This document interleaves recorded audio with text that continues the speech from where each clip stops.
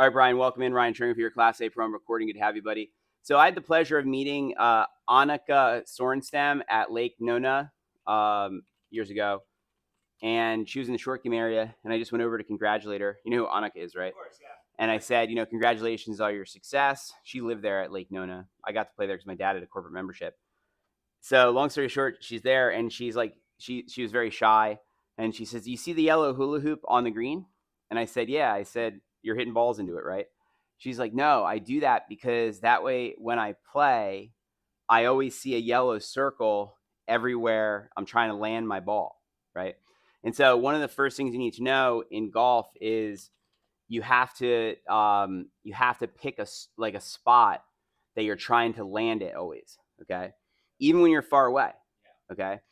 I have one of these chipping nets at my house. I bring it to the charity. This is the one I have. I bring it to the charity events. It's on my I don't know if you have a yard or not, but Yeah, I do. it's on the Amazon shop. It's in my little golf my home thing. But it's a chipping net, and the chip wherever it is on here. But the chipping net, what happens is when you're out there and you're trying to chip to it, sometimes I picture that thing that I'm trying to chip it into. Yeah. So I either go between picturing this thing or picturing a yellow circle. Now, then the question is, then how are you going to control your distances, right? And we're going to go over that now. But you have to know that you have to first be picking a spot. Now, some people are like, well, I don't know, like what spot do I pick? If the ball was in your hand, okay, and you stood there and you held a ball in your hand and you're like, okay, I'm going to try and get it close to the hole, like we're going to bet with each other. Where would you throw it low? Would you throw it high? Where would you land it? How is it going to roll?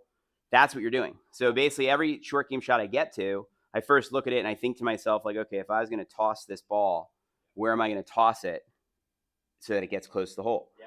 And then, of course, I try to execute the shot that would make that ball do that. You see what I'm saying? Okay. So that's the it's called spot chipping and pitching.